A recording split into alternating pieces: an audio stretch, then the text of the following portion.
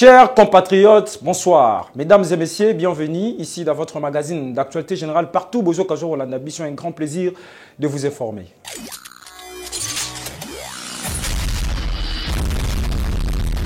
Vous voyez que tension est continue correni kuna na ville ya Goma ba Kinoa ba la kesi toujours que bazali derrière FRDC Kinshasa lelo la muki na moto Limete Lemba Masina Kingabwa partout na Kinshasa Kongola la kesi ke azo soutenir FRDC botala makambeleki lelo na Kinshasa ondika bozalaki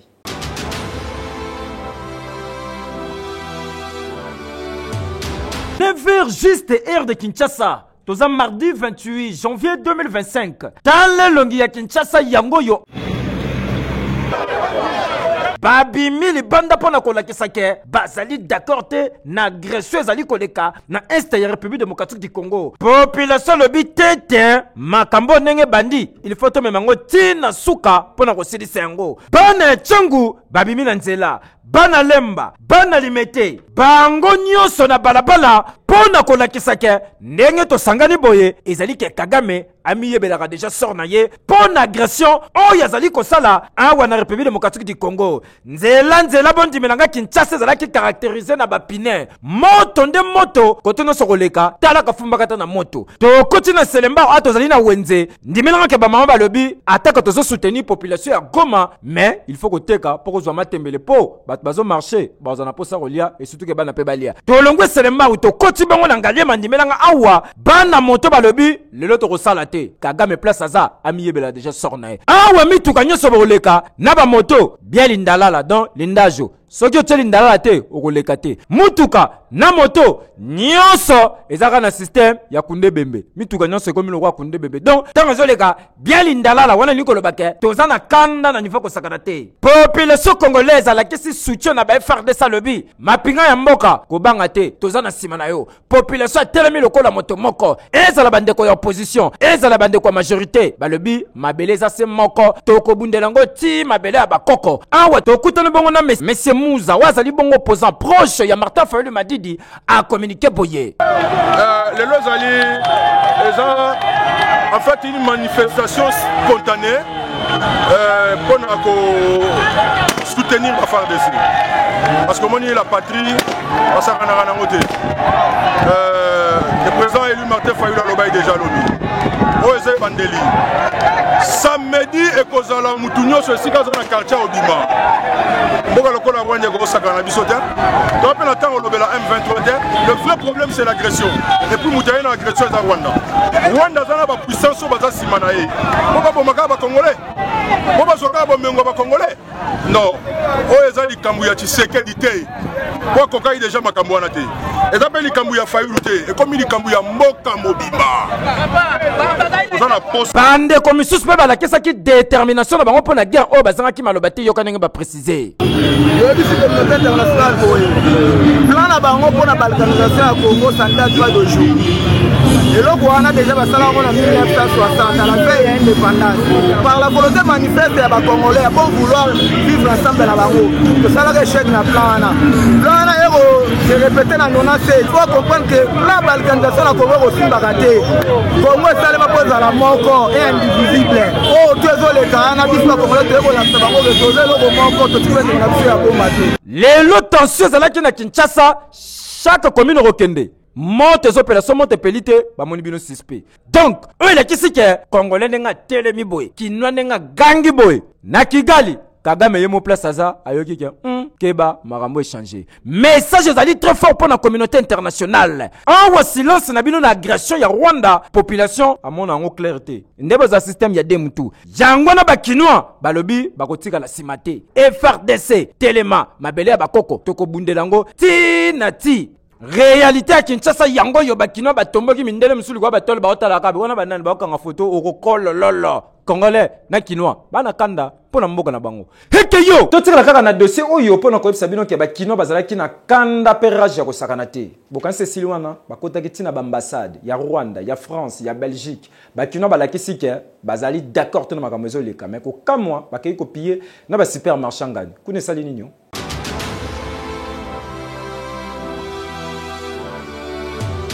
Kinshasa lelo elamuki na kanda ba manifestation keye zongi contre guerre d'agression ya este ya RDC awa tozali na munjiba soko uti vers kitambo magasin ba moto monezo kende la chasse à l'ombo direction zali komata boulevard pona kokota ville nzela bazoya pine pai moto lokola bazotumbela nzambe mbekatala ndenge milingezo mata tokomi na ambassade ya France awa ba disposition sécuritaire ezalaki mais ba manifestant balobi face à silence oyo ya communauté internationale les faux ambassade à France et bandana kozwa premier soin comme les sons. Baye awa bakomi na mir kande bomoni Macron tue au Congo, vous nous avez trahis depuis longtemps. Donc yomoko malgré mon bakomi au comprendre déjà message. Loko la moyen bazo accès l'ambassade des alakite ndenge bomoni moto ezopela na kati boye cocktail molotov et betami na kati. Awa balobi bazana bango kutu na tina ya la police te bango kaka far descende mokonzi yo ke loko.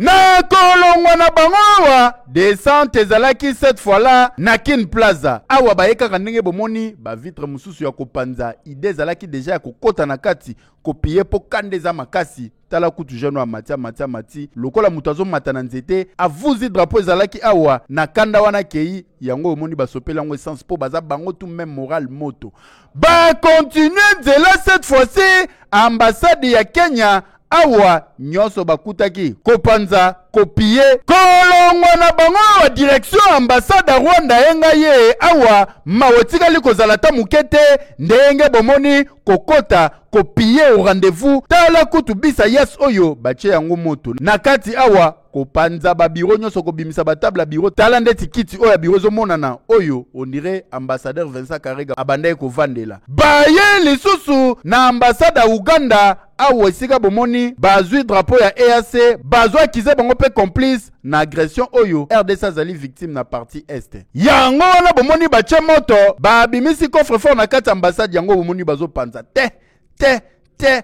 na boule kaka o nyoso bokuta wa soki dollar soki livre soki ba francs CFA ba gagneta kuna kote mususu moyen kote ya simba kokanga mutu ezate au bureau au coffre fort au ba imprimate au ba machine ba ordinateur donc mutu na mutu kota zwa toka ndengo lingi jeune okutu ya bimina banzungu wa ma famille o soki pe ya libala soki pe ya nani ezaika na kata ambassade donc zwa nyoso kende nango oyo bomoni na ambassade ya Kenya ya Rwanda na ya Uganda na oyo ya France sukaki awa te e kotiti na ba supermarché mususu ya minene awa lokola kote bozomona boye ba jeune baye ba buki ba koti bazwi nyoso bazalaki nango besoin bazobima na yango en tout cas ko manifester zali bien mais koko matina niveau ya kopie boye en tout cas eza mabe makasi po oyo toko se rappeler lisusu na pillage ya débit ya bane 90 o yezongi samboka sima manifester ezozonga na droit ya ba congolais mais comme mangoti na niveau oyo mabe makasi mais nyoso oyo ezolakisa degré ya kanda congolais zali na yango keyo oui tension ya Kinshasa nde tiki général Blaise Kilimbalimba Kimiate atamboli na Kinshasa pona kotala epi na suka nango a communiquer a rassurer ba kinois malgré ba dérapage mikem salami mutu na mutu azonga na ndaku naye.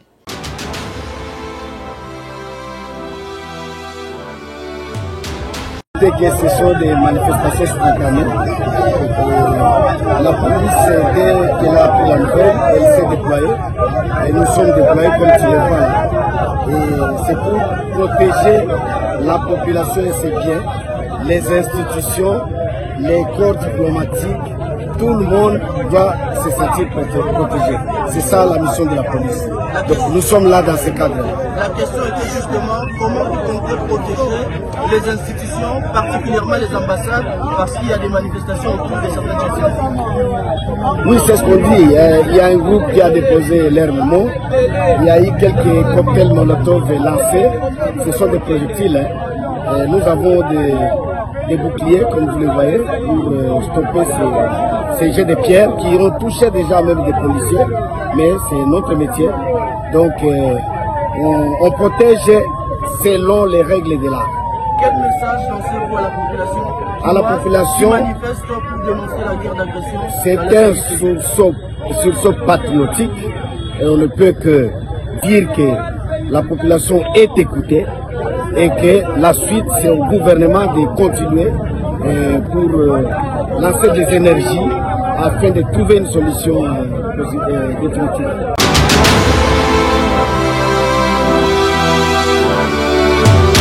Ministère des Affaires étrangères, coopération internationale, francophonie, ya République démocratique du Congo, bazali ko présenté ba compliment na mission diplomatique post-consulaire paix organisation internationale o ezali accrédité na République démocratique du Congo, makambu oyo. Gouvernement congolais azali ko assurer que ba mesures pratiques ezwami pona ko garantir protection ya mission diplomatique pe ba personnel na ba bien na bango na RDC. Lisusu batalisi ke mouvement ya ba manifestation o ezali déclenché na Kinshasa pe na mboka mobimba ezali penza kotungisa gouvernement congolais oyo bazo continuer ko multiplier ba effort pour na ko renforcer ba disposition sécuritaire malgré mawa oyo population ezali na yango na agression oyo ezo continuer na République ya Rwanda na baninga na bango ba M23 na ba AFC na partie est ya République démocratique du Congo.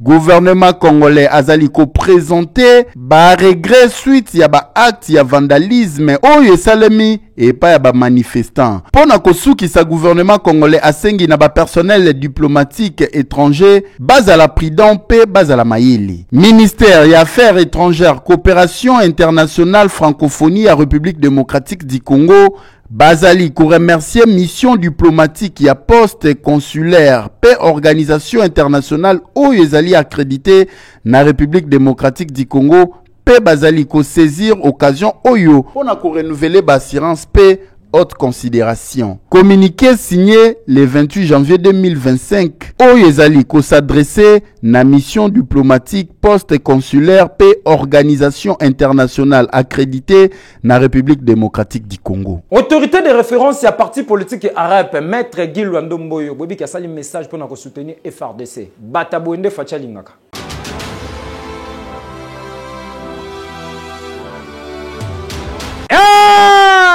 Bana Congo tosimba na maboko Congo elonga RDC. Situation sécuritaire ya la République démocratique du Congo etali ba Congolais nyoso talatina autorité de référence ya parti politique agissant pour la République arabe na mokuse maître Guy Lwando Mboyo asali bongo lancement d'opération agissant pour la patrie non à la guerre biso nyoso esengeli to telema tozala mobiliser na sima ba FRDC. Chers colibristes, je me permets aujourd'hui à m'adresser à vous qui me suivez en ce moment. L'air est plus que grave parce que notre intégrité territoriale continue à faire l'objet d'invasions et de destructions. Plusieurs millions de morts, plus de 30 ans de guerre, plusieurs déplacés, des femmes violées.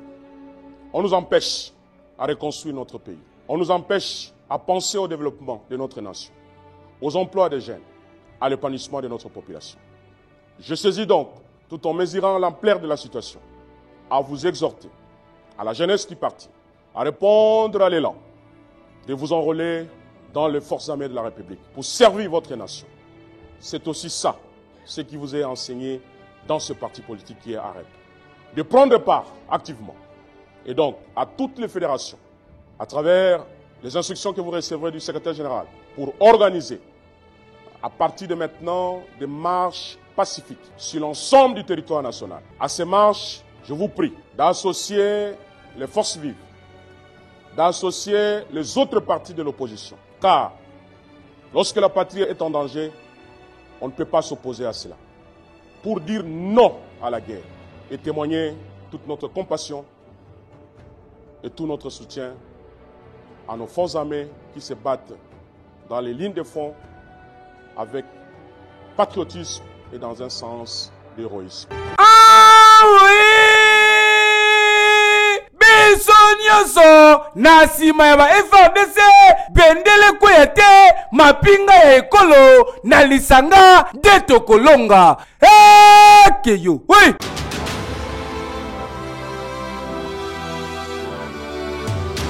Il n'y a pas de possibilité d'avoir un renfort puisqu'il contrôle le lac, il contrôle Sake, il contrôle Kibumba. ils contrôlent le parc et de l'autre côté c'est le Rwanda, donc il n'y a pas de possibilité. La seule possibilité, elle était aérienne, mais vous savez que l'aéroport était sous les airs directs de batteries et de missiles positionnés à Rubavu, donc c'était très difficile de pouvoir le faire à ce stade-là. Mais il faut dire que jusqu'à présent, ils continuent à se battre, nos militaires. Oui, il faut dire que je vous ai dit qu'on a une pression, une très grande pression au niveau de l'aéroport. Il est donc possible qu'une partie de l'aéroport ne soit plus de notre côté. En dehors de ça, ils mettent aussi des pressions aussi des structures sanitaires. Je crois que ce matin, ils ont tiré sur des ambulances, des hôpitaux. On a aujourd'hui dans la plupart des hôpitaux plus de 1700 blessés de civils. Et il y a des hôpitaux qui n'ont plus de carburant. Les gens ne peuvent plus supporter de faire la troisième journée. C'est comme ça que vous trouvez que dans plusieurs quartiers, les gens essaient de sortir par force, aller ouvrir des magasins et essayer de se ravitailler malheureusement par des actes de pillage. Na dossier où était la situation ya Goma bondi belanga que réunion interinstitutionnelle et salamaki mokonzi mboka Félix Antoine Tshisekedi Tshilombo azaki na président de l'Assemblée nationale, président du Sénat, premier ministre apena bandeko basoki parlement metali justice. Nini le bamaki na kati, suivez ces reportages.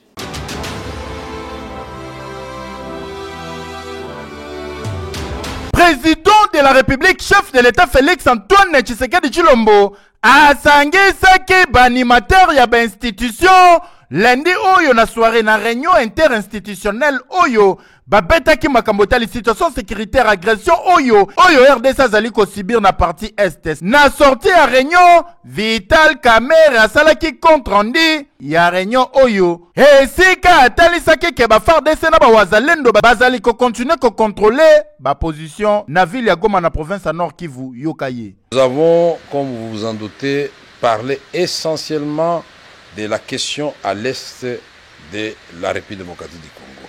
C'était une évaluation de la situation qui prévaut à l'est et particulièrement dans la ville de Goma. Nous tenons ici, au nom du président de la République, à féliciter la population du Nord Kivu, les vaillants combattants des forces armées de la République démocratique du Congo et les Wazalendo. Nous avons exploré les voies et moyens pour, restaurer l'autorité de l'État au niveau de la province dans le Nord Kivu, qui doit continuer à être administré par l'autorité nommée par son Excellence Monsieur le Président de la République. Nous avons aussi relevé la question humanitaire. Comme vous le savez, il y a coupure d'électricité depuis près de 4 jours dans la ville de Goma et nous ne pouvons pas supporter cette situation de désastre humanitaire vis-à-vis de notre population. Nasuka ya nyoso wa Vital Kamerhe signalaki que dans les heures qui suivent, Mokonzi Mboka a s'adresser na nation congolaise oyo Congolais nyonso en général jusque là bazozela bayoka nini oyo kolobama et pas ya premier congolais. Hey, Keyo, oui. Philippe Matanzi a sali démonstration de force. Plus de 15 000 personnes bazaki na simana pour soutenir FARDC bitumba fesila Rwanda loro lugara makambo rosukisango.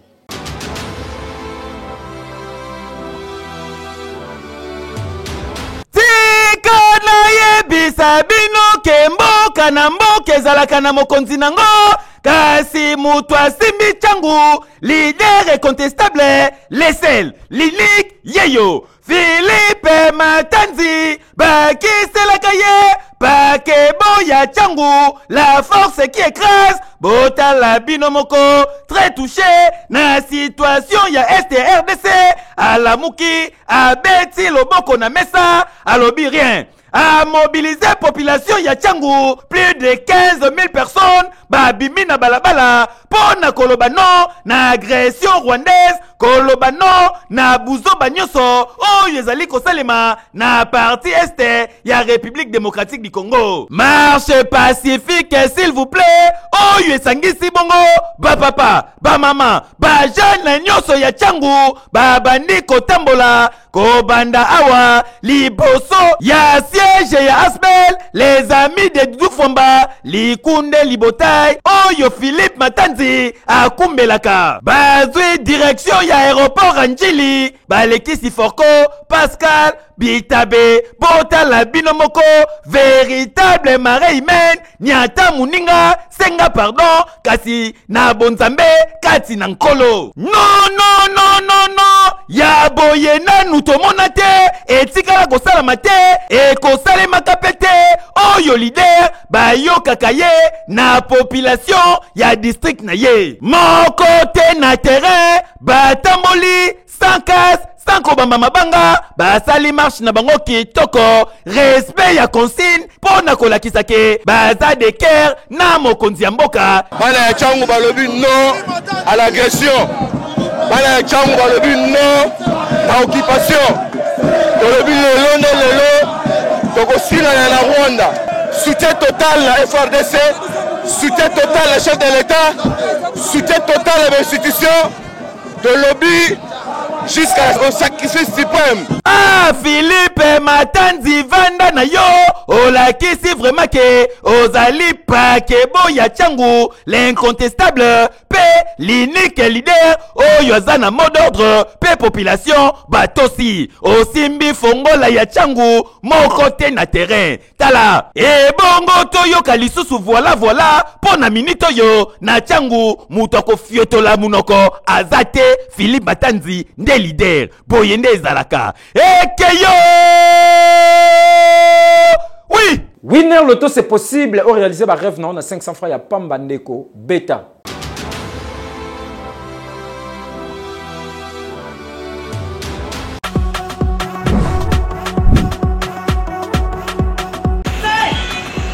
Buraki.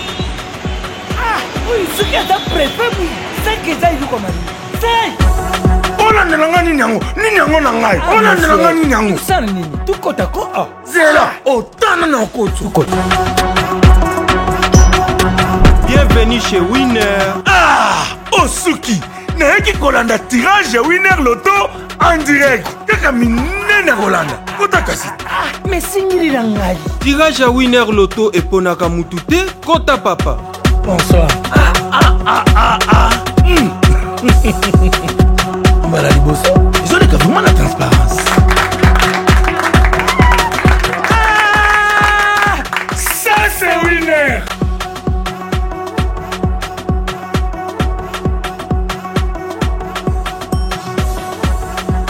À jouer sur tous nos points de vente et mobile en composant star 404 dièse OK. Disponible sur M-Pesa. Société civile d'Icole, bazo projecté marche mon naine pour nous soutenir FRDC, va saluer déclaration. Suivez ce reportage.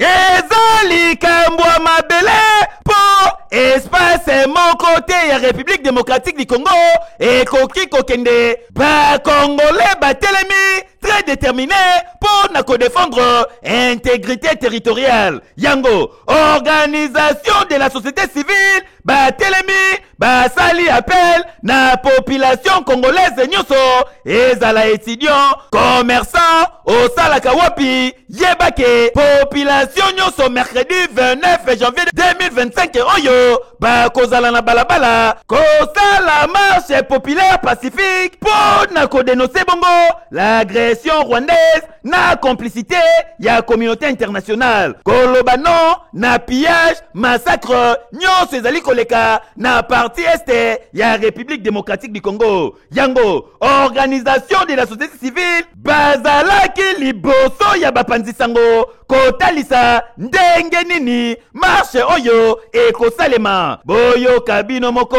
Patient Basombe oyo azali coordonnateur ya organisation ya société civile oyo ndenge a expliqué lelo photo telema biso banso pour le mercredi le 29 janvier 2025 na bisiko tusili kopona na ville ya Ngoma Kinshasa na bandal molar na rond-point batu nyonso tokutana wana soki tokutani totamboli na avenue Kasavubu tokomi na Wenza Bayaka tozwi avenue Asosa toketelema na palais du peuple mpona kozala bandenge na biso oyo bakokutana Lukunga à partir ya rond-point magasin Kitambo bango bakotambola na boulevard kino bakote na rond-point Mandela ex avenue 24 novembre pe baiko kwena palais du peuple.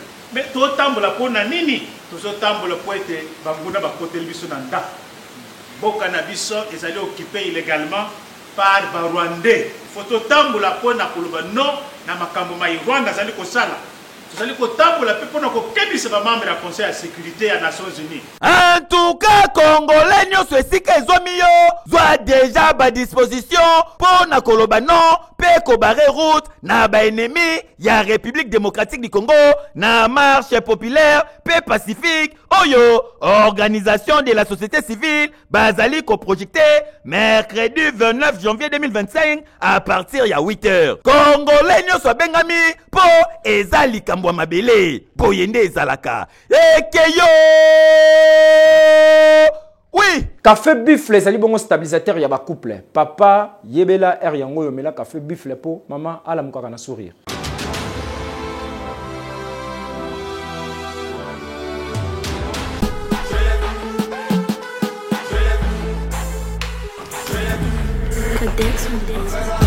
Wow, café bifle zongi lisusu.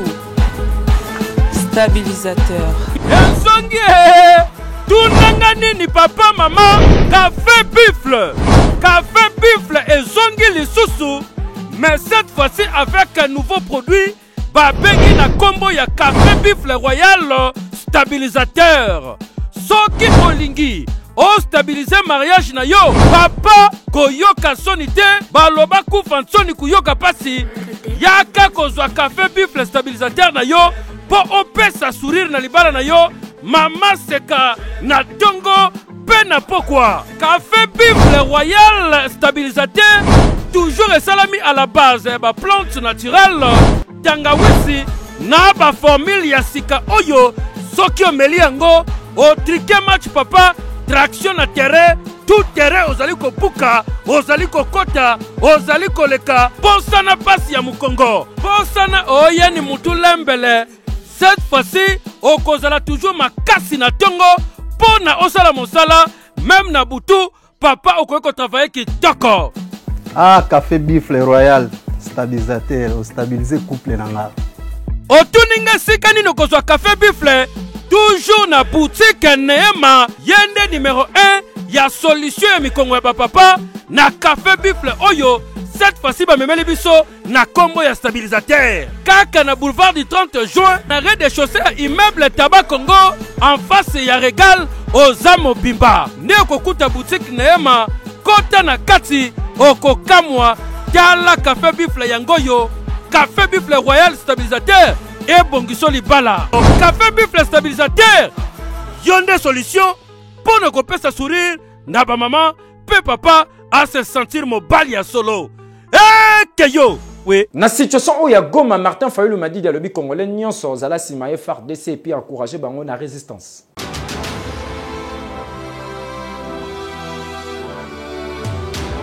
La dégradation continue de la situation sécuritaire et humanitaire dans la partie est de notre pays, en général et dans la ville de Goma en particulier, est explosive sur tous les plans. J'exprime ma profonde compassion envers les populations durement touchées, actuellement abandonnées à leur triste sort. Je tiens à exprimer mon soutien total à nos forces de sécurité et de défense qui opposent une résistance farouche aux forces rwandaises dans la ville de Goma et ses environs. Elles peuvent compter sur notre soutien indéfectible ainsi que sur celui de tout le peuple congolais. En cas de poursuite des combats, j'exige la création d'un couloir humanitaire pour apporter une assistance à la population en eau, en alimentation et en médicaments. J'appelle les conseils de sécurité des Nations Unies, l'Union africaine, la SADC et toute la communauté internationale à prendre des sanctions contre le Rwanda pour faire respecter l'intégrité territoriale et la souveraineté de la RDC et mettre fin aux souffrances des millions de Congolais. Je réitère mon appel aux pères spirituels d'œuvrer de toute urgence pour rassembler les parties prenantes, dans un esprit de cohésion nationale afin de trouver une solution idoine à cette crise. Si M. Félix Tshisekedi persiste à se dresser en obstacle, il sera tenu pour seul responsable de la déchéance de notre nation et devra démissionner. Enfin, je lance un appel à la mobilisation populaire pour une marche de colère ce samedi 1er février contre l'agression rwandaise et en soutien à nos vaillants militaires. Jafar Ali ezali bongo menuiserie en aluminium ko umela tende ko kende kuna ba oselo musala kitoko yom tolulaka ba cuisine ya bapaya.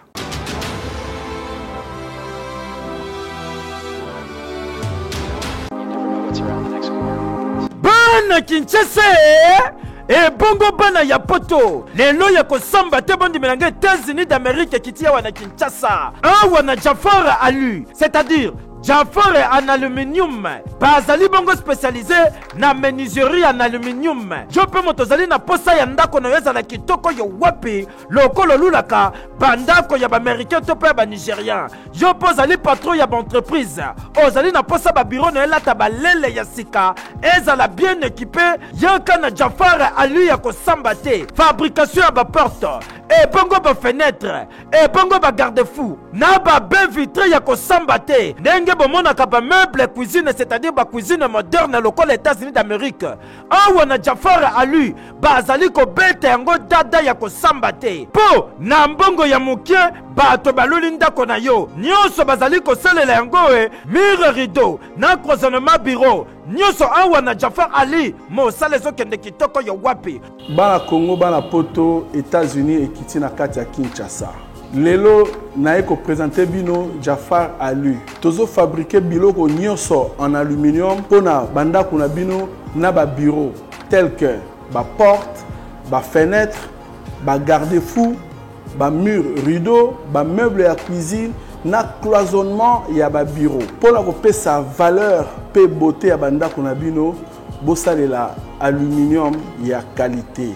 Na lobi bien aluminium ya qualité na Jafar Ali. Tena ka kandengo moni dépôt na atelier zali bien équipé. Tunanga nini opesi kaka mbongo na yo kaka na mbongo wana transport ya matériel eza na kati. Ba ye nango ti na kati ya chantier waso. Okani Cécilie tete babandi pe ko poser tala elonga yenga ye. O tuninga adresse zali place ko bunga te ezomi na avenue Saint-Christophe numéro 1439 référence OV2 tozabongo na commune ya Limete Funa. Tolo balisusu nini jaboye biso nyonso toweli na Jafar Ali pour que banda kuna biso ezala bien équipé. Heke yo Toza na commune ya Kimbantseke, problème etali banzela population azole la mingi, mais bote la place à komi oteka. Risque yo wapi surtout moto na mituka.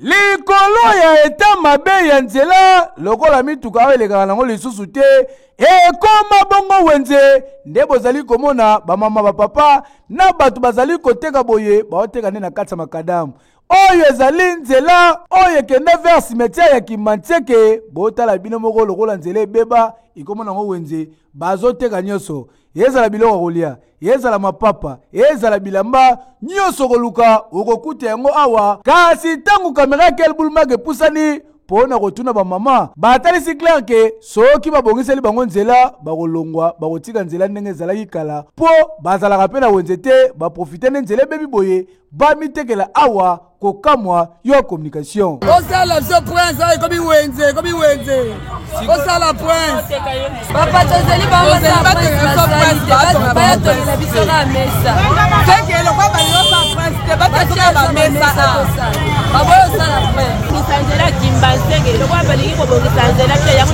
nde komi ya wenze tokomoteka nango. En tout cas oyo ezali marché pirate kasi kokamwa nde bomoni bango boye bafutaka pe batike yango tomituni soki mbongo wana ekendaka wapi nani ndaliaka yango kasi komona nyonso oyo ndenge makadame ekomi wenze ezali interpellation pona bakonzi ya mboka mingi ministre provincial ya ITP bana Kimbantseke balobi pardon boluka nanu moye bozosela bango nzela oyo po bazo nyoko mana ko salate et surtout ba wewa ba matisa transport po awa eza système okota ba vina kati tala ne makadame komi wenze oye ba kutu teke awa ezalaka boulevard mituka ezo kitezo mata ya nini ya normalité bakonzi bozo mona te yo oui voilà quel boule mag il y a le Sili tous derrière by FARDC bye bye